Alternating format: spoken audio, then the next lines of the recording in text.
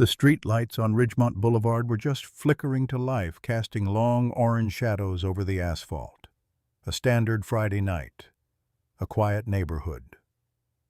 A woman in a simple cardigan was pulled over to the side of the road, her hands placed firmly visible on the steering wheel, exactly as her father had taught her decades ago. She wasn't just a driver. She was a woman who held the weight of the federal bench on her shoulders, someone who had spent her life upholding the very laws that were now being weaponized against her. Within minutes, she was yanked from her vehicle, zip-tied to a cold metal chain-link fence, and mocked by 3 officers who had no idea they were looking at the person who held the warrants for their own inevitable downfall. They laughed, they joked, and they assumed that because she was a black woman alone on a dark street, she was a nobody. They were wrong. She was the one with the authority, the evidence, and the patience to watch their entire world crumble in real time. This isn't just a story about a bad traffic stop. It's a masterclass in what happens when the balance of power shifts in an instant, and how one person's calm under pressure can dismantle years of systemic abuse. We are going to walk through the minutes that turned these officers' lives upside down and led to a landmark federal intervention, proving that the law is not a suggestion. It is a binding force that eventually catches up to everyone, regardless of what badge they wear. To understand how 3 officers managed to end their careers in less than an hour, you have to look at the atmosphere of the Ridgemont precinct. It was a place where authority was treated like a currency that could be spent without consequence. For Sergeant Derek Lawson, the uniform wasn't a public trust. It was an impenetrable shield. He had spent 18 years on the force, curating a reputation built on aggression and intimidation. Beside him were Kemp and Nolan, 2 men who had long ago traded their integrity for the convenience of belonging to Lawson's inner circle. They operated under a board, a literal whiteboard in the break room, where they tallied their stops, treating the residents of the Maplewood corridor not as citizens, but as targets in a never-ending game. Willa Adams drove into this trap entirely by accident. She was heading home from her mother's house, tired, focused on the upcoming week's schedule, and completely unaware that her vintage Volvo with its out-of-state plates had just become the prime target for an officer looking to inflate his numbers. When the red and blue lights flashed, she didn't panic. She didn't speed off. She complied because that was the protocol she demanded from everyone who walked into her courtroom. But compliance, she would soon learn, is not what officers like Lawson were looking for. They wanted submission. They wanted a show. And they had chosen the wrong person to act as their audience. As Lawson approached the window, his flashlight cutting through the night like a blade, the power dynamic was already set. He didn't ask for her license. He demanded it. He didn't offer a reason for the stop. He manufactured one on the spot. The tension was palpable, a thin wire stretched to the breaking point. To understand how 3 officers managed to end their careers in less than an hour, you have to look at the atmosphere of the Ridgemont precinct. It was a place where authority was treated like a currency that could be spent without consequence. For Sergeant Derek Lawson, the uniform wasn't a public trust. It was an impenetrable shield. He had spent 18 years on the force, curating a reputation built on aggression and intimidation. Beside him were Kemp and Nolan, 2 men who had long ago traded their integrity for the convenience of belonging to Lawson's inner circle. They operated under a board, a literal whiteboard, in the break room where they tallied their stops, treating the residents of the Maplewood corridor not as citizens, but as targets in a never-ending game. Willa Adams drove into this trap entirely by accident.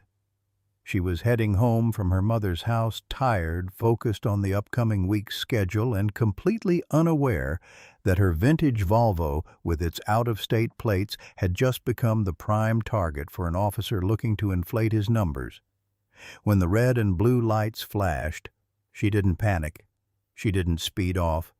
She complied because that was the protocol she demanded from everyone who walked into her courtroom. But compliance, she would soon learn, is not what officers like Lawson were looking for. They wanted submission. They wanted a show. And they had chosen the wrong person to act as their audience.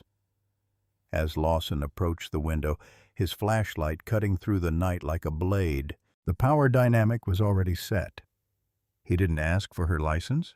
He demanded it. He didn't offer a reason for the stop. He manufactured one on the spot. The tension was palpable. A thin wire stretched to the breaking point.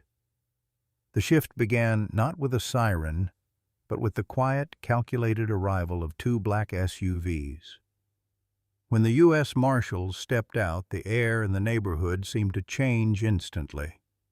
The bravado that had defined Lawson's behavior for the last 30 minutes evaporated, replaced by a sudden jarring confusion. Marshal Denise Pearson didn't play their game. She didn't engage in their petty power struggles. She walked straight to the fence with the professional cold precision of a woman executing a mission. When she called Willa Adams judge, the impact on the scene was immediate. You could see the physical collapse in Lawson's posture. It wasn't just shock. It was the realization that the hierarchy he had exploited for 18 years had just been inverted. He had been so used to being the ultimate authority on his street that he couldn't process a higher power stepping onto his turf. The arrest was swift, methodical, and remarkably quiet. There were no outbursts, no physical resistance. Just the sound of steel handcuffs clicking shut, a stark, final sound that served as a bookend to their career. As they were led away, the roles were reversed. The hunters had become the hunted, and the street rat they had mocked was now the person they would be begging for mercy in front of months later. The scene left behind the snapped zip tie. The discarded papers on the ground was a haunting reminder of how fragile their authority actually was. The trial that followed wasn't just a legal proceeding, it was an autopsy of a systemic rot. The defense tried to argue ignorance, claiming they didn't know who she was. The prosecution's response was a master class in clarity. They didn't know she was a judge. That is exactly the point. The dash cam footage, the audio recordings, and the witness testimony from the neighbors all painted a picture that was impossible to ignore. For the first time, the pattern of harassment in the Maplewood corridor wasn't just a series of complaints, it was a federal case. The sentencing was the final nail in the coffin of their previous lives. 8 years, 6 years, 3 years. These weren't just numbers. They were the cost of years of unchecked bias. The fallout extended well beyond the 3 officers. Captain Greer, who had facilitated the silence, found his own career dismantled by the same federal investigation. The department was placed under a consent decree, a forced restructuring that stripped them of the autonomy they had used to target minority drivers. It was a complete institutional failure brought to light by one incident. And yet for Willa Adams, the return to the bench was not about victory. It was about duty. She didn't look for fame. She didn't seek the spotlight. She walked back into her courtroom, sat behind the bench, and picked up her docket, continuing to serve the public with the same integrity that had defined her long before she was tied to a fence. The fence itself became a memorial, a place where the community left tokens of their own experiences, ensuring that what happened that night would never be forgotten. The legacy of this event is best understood through the words of Bryce Nolan, the officer who eventually cooperated. His interview, given from behind the walls of a prison cell, remains one of the most honest reflections on police misconduct ever recorded. He didn't blame anyone else. He didn't try to hide behind procedural excuses. He simply stated, "I knew it was wrong every single time." That realization is the core of the story. It isn't just about three bad officers. It's about the culture that allows them to exist and the silence that keeps them in power. The Ridgemont Consent Decree became a template for other departments, proving that change is possible when there is transparency and a willingness to confront hard truths. Willa Adams remains on the bench, a symbol not by choice, but by the weight of her character.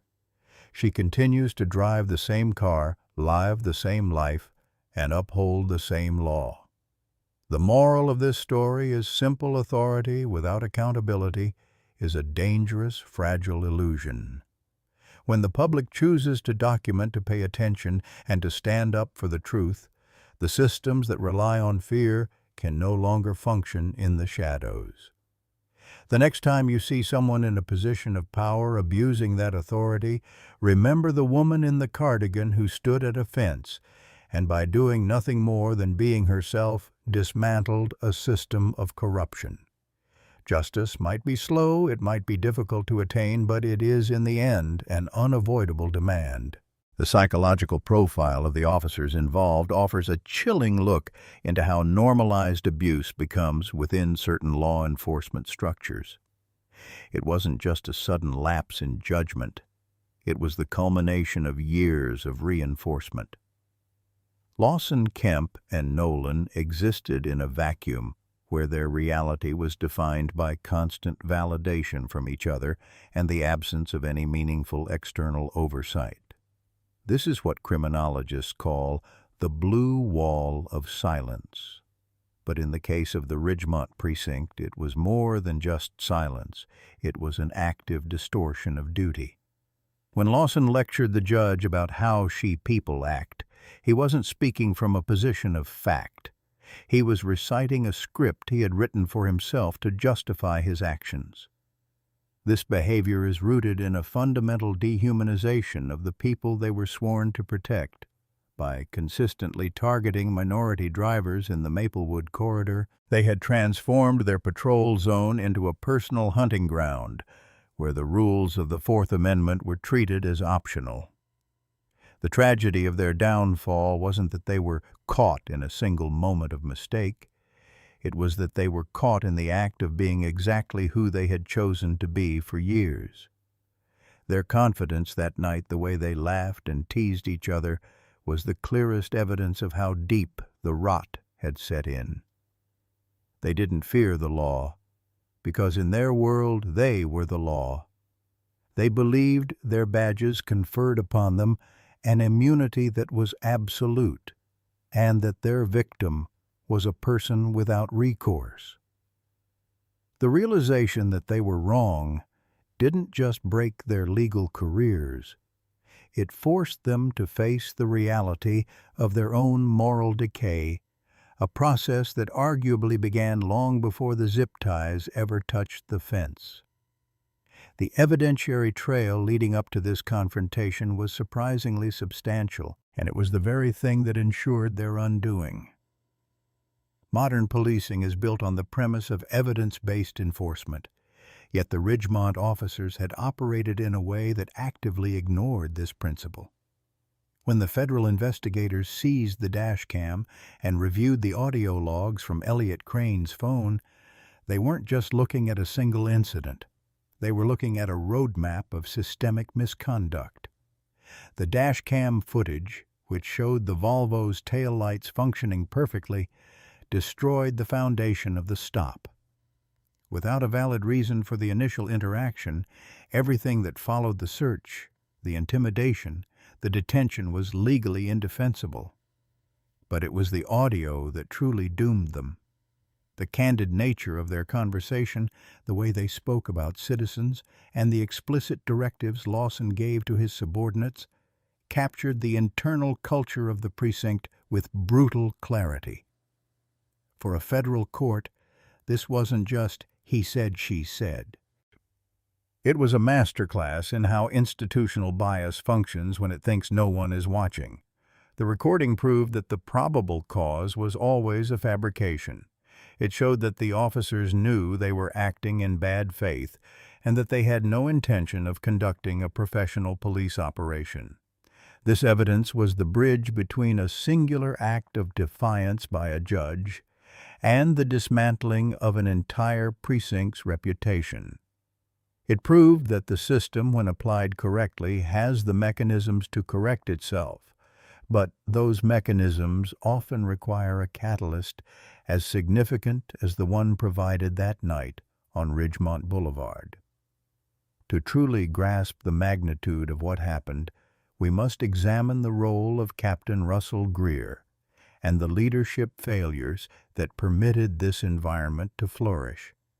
Greer was not a direct participant in the stops, but he was the architect of the environment that made them possible. By closing every formal complaint filed against these officers, he effectively issued a mandate for continued misconduct.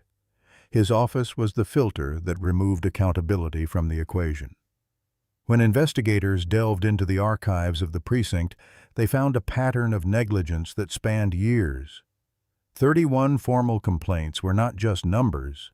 They represented 31 individuals who had tried to seek justice and were told in no uncertain terms that their experiences didn't matter. Greer's leadership was characterized by a willful blindness to the demographic data that clearly pointed to racial profiling. By allowing the board to exist in the break room, he validated the transformation of police work into a sport.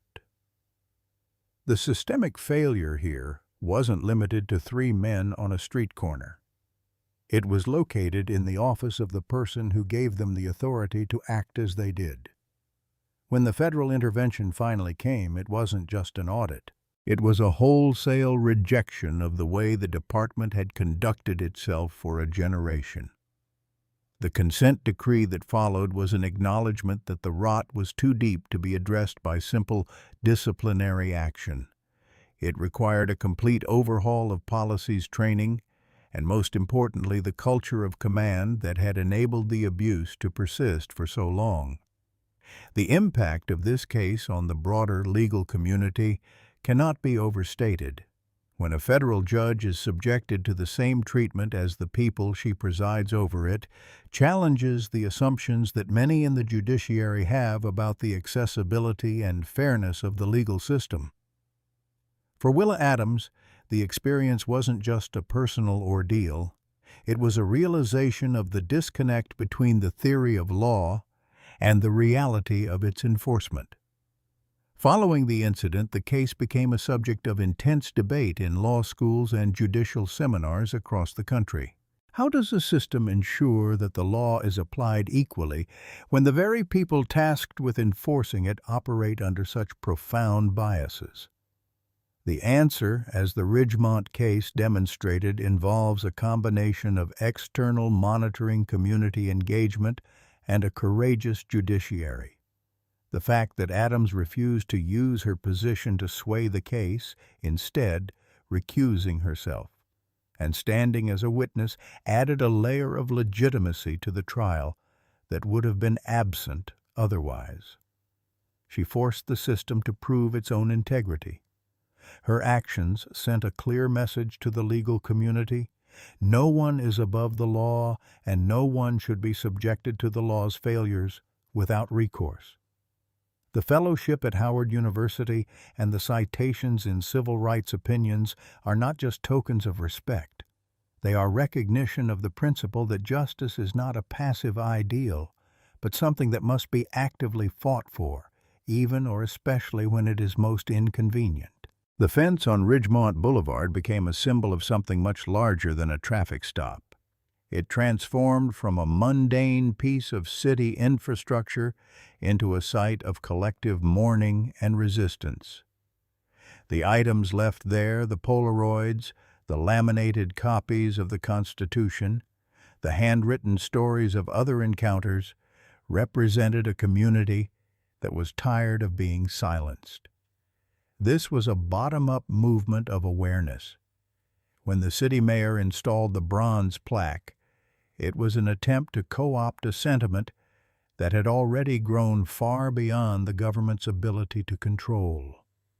The plaque's message, "The law protects everyone, or it protects no one," was a recognition of the new reality established by the trial. For the families who had previously been ignored by the police department, the fence was a sanctuary.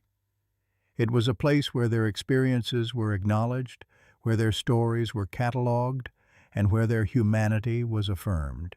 It demonstrated that the power of storytelling, when backed by the truth of video and legal action, could hold the most entrenched institutions accountable. The community didn't need the city's permission to make that space meaningful. They created that meaning themselves.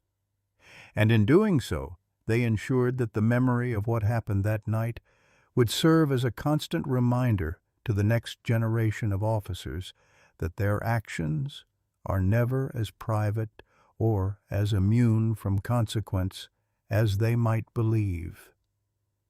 The fence is still there, a quiet metallic sentinel that speaks volumes about the enduring necessity of vigilance in the face of authority.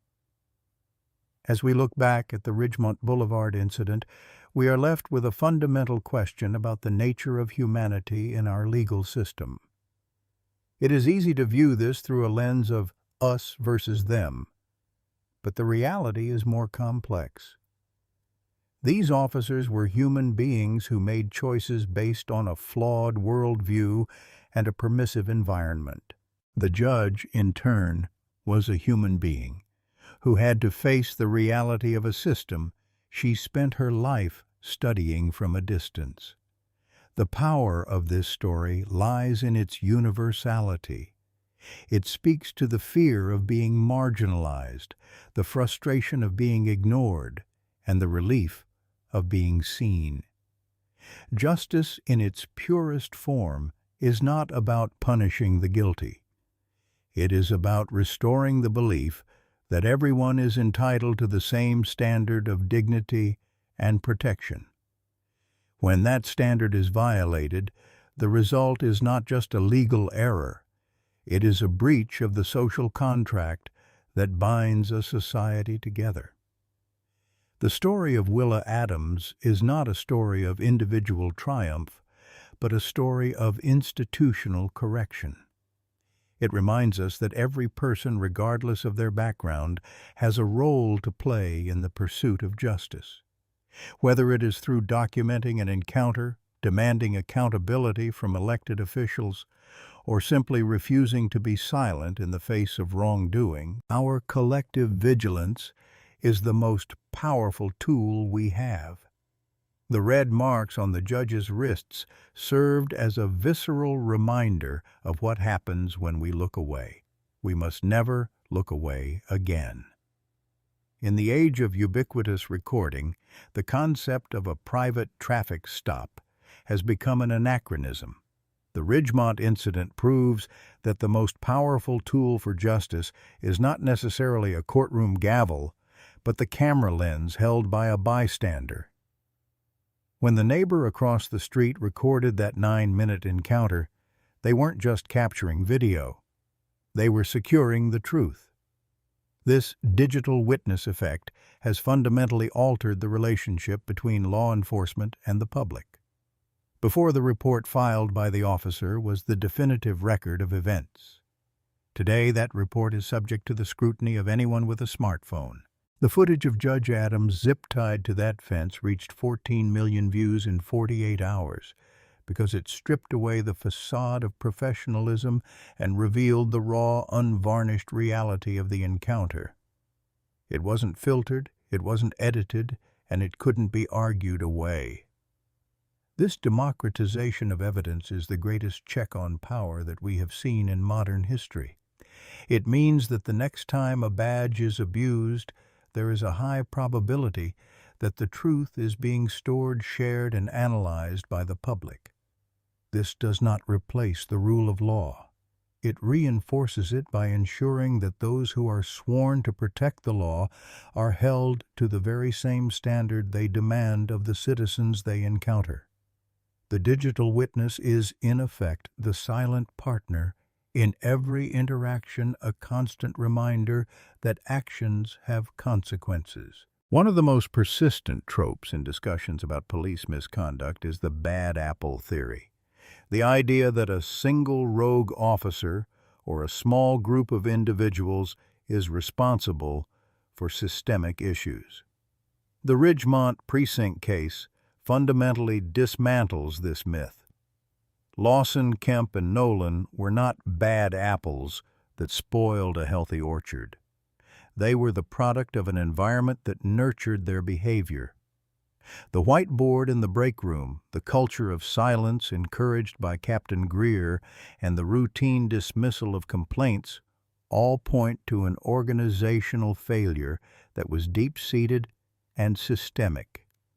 When we focus only on the individual actors, we ignore the structural conditions that allowed them to act with such impunity. The federal consent decree was an admission that the entire department had lost its way. It was a structural remedy for a structural problem. This is a vital distinction because it shifts the focus from who did it to how was it allowed to happen. By addressing the root causes, the lack of oversight, the absence of accountability, the biased deployment patterns, the systemic reform aims to create a culture where bad apples cannot survive. This is the hardest part of the work. It is much easier to fire 3 people than it is to change the operating culture of a large, entrenched institution. But as this story has shown, unless that cultural change happens, the cycle of abuse will inevitably repeat itself. Beyond the courtroom and the headlines, there is an unseen cost to the kind of policing practiced by the Ridgemont officers, the erosion of public trust. When an individual is treated with contempt by the state that trauma is not confined to the person involved, it radiates outward, affecting families, neighbors, and entire communities. The teenager who watches a parent get pulled over, the veteran who feels targeted in their own neighborhood, the student who sees the law as an adversary. These are the people who pay the real price. Every time a traffic stop is manufactured, every time a person is detained without justification, a piece of the social contract is frayed. Judge Adams's experience was a high-profile version of an interaction that happens every day, often to people who do not have the resources or the authority to fight back. The long-term damage of this type of interaction is a deep-seated cynicism toward the institutions that are supposed to provide security. The Ridgemont case was a rare moment where that cynicism was briefly replaced by a sense of accountability. But the work of rebuilding that trust is a marathon, not a sprint. It requires a fundamental shift in how the state perceives its role, not as a force that dominates, but as a servant that protects. This is the challenge for the next generation of law enforcement and community leaders. What is the responsibility of the person watching from the porch? This is the question that sits at the heart of the Ridgemont incident. In our society, we are often encouraged to stay out of things, to mind our own business, and to avoid conflict. But this incident suggests that silence, while safe, is a choice that has its own consequences. When the neighbor chose to record, they chose to intervene in the only way they could. They created a permanent, irrefutable record of the truth. The bus full of passengers who watched and stayed silent represents the alternative, a collective choice to turn away, to avoid the discomfort of witnessing an injustice. The question is not just, what would you do? But what is our collective duty when we see the scales of justice tipped by power? The response to this story has been overwhelmingly focused on the courage of the bystander. It suggests that there is a growing appetite for a more active, engaged citizenry, people who understand that their presence, their recording, and their voice are essential elements of a healthy, functioning democracy. This is not about inciting disorder. It is about demanding that the order we live under is just, equitable, and transparent. The fence became a symbol precisely because the community refused to move on. They refused to forget, and they refused to let the incident fade into the background. That collective memory is the final and perhaps most important defense against the return of the old ways. As we move forward, the lessons of the Ridgemont Precinct must be integrated into the training and policy of departments across the country. The shift toward body cameras, civilian oversight boards, and independent audits is a start, but technology alone is not a panacea. The real change comes from a shift in values. It comes from valuing the dignity of every citizen as much as the authority of the badge. It comes from fostering a culture where an officer like Nolan feels empowered to say, "This is wrong, and I will not be a part of it." The future of accountability lies in creating a system where integrity is rewarded and misconduct is not just investigated but actively prevented. The Ridgemont case was a painful, expensive, and devastating lesson, but it was also a turning point. It proved that the law, when correctly applied, has the power to hold even its most ardent protectors accountable. It also proved that the public, when unified by the truth, has the power to demand that accountability. The challenge now is to ensure that the memory of what happened that night on Ridgemont Boulevard does not become a historical footnote, but a catalyst for sustained structural progress. The fence is not just a monument to an incident. It is a monument to the possibility of a better way of living together. As we move forward, the lessons of the Ridgemont Precinct must be integrated into the training and policy of departments across the country. The shift toward body cameras, civilian oversight boards, and independent audits is a start, but technology alone is not a panacea. The real change comes from a shift in values. It comes from valuing the dignity of every citizen as much as the authority of the badge. It comes from fostering a culture where an officer like Nolan feels empowered to say, "This is wrong, and I will not be a part of it." The future of accountability lies in creating a system where integrity is rewarded and misconduct is not just investigated but actively prevented.